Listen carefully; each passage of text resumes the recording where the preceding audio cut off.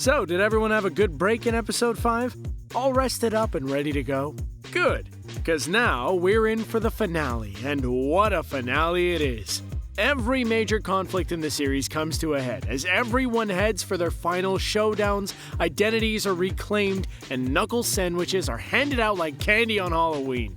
And speaking of candy, it seems there's still room amidst the chaos for just a few Easter eggs, which of course I am all too happy to point out for you. Here we go. Makeover, makeover. You get a makeover. You get a makeover. Everyone gets a makeover.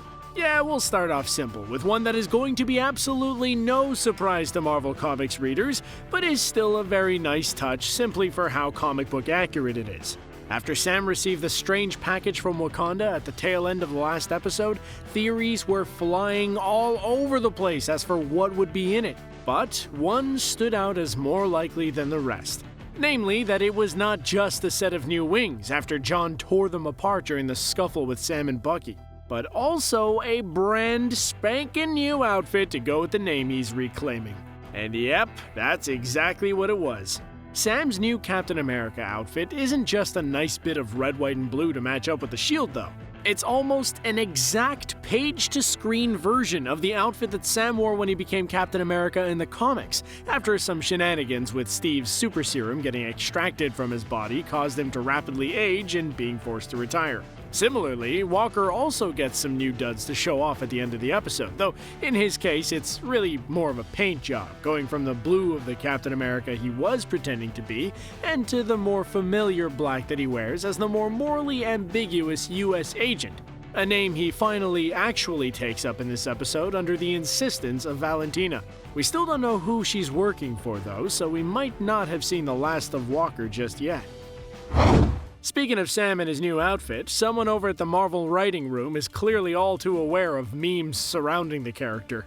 Aside from the return of the humorous Black Falcon gag from episode 2, referencing that Sam was the first black superhero to not have the word black as part of his hero name, we have one reporter excitedly asking if Sam becoming Captain America means that he should now be referred to as Captain Falcon. Now, this isn't just a reporter asking a silly question.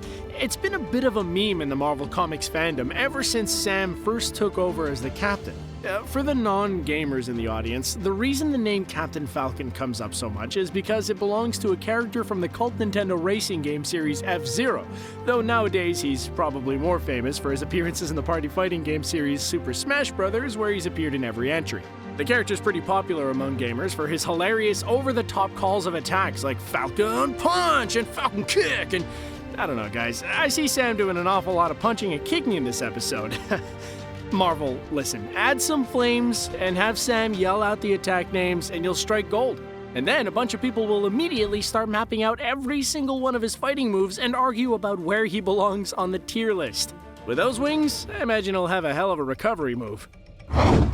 Alright, those last two were easy ones, but hold up, there's a couple of more sneaky ones in here as well. Once our heroes screw up the Flag Smashers' plans to attack the GRC, it doesn't take very long for everything to devolve into an all-out brawl, which, when you have a bunch of fanatics with super soldier serum, quickly gets destructive and awesome to behold.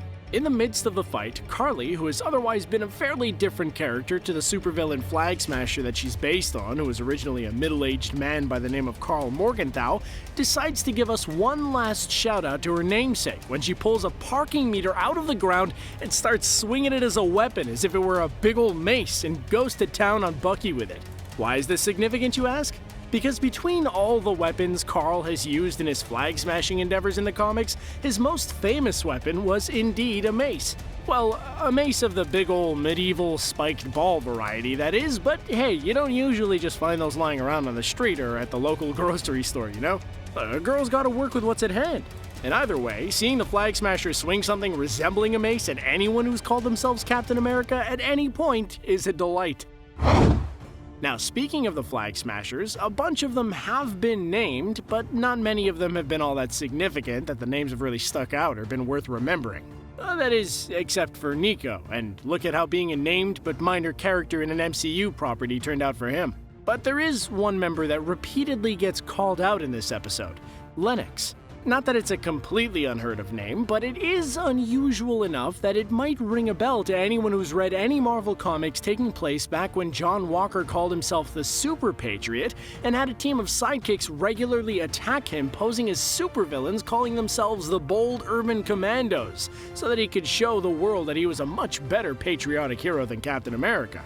One of those commandos was our now dearly departed Lamar, but the other two were named Jerome Johnson and Hector Lennox, who later became the supervillain duo calling themselves Left-Winger and Right-Winger when John became the new Captain America and Lamar became Battlestar.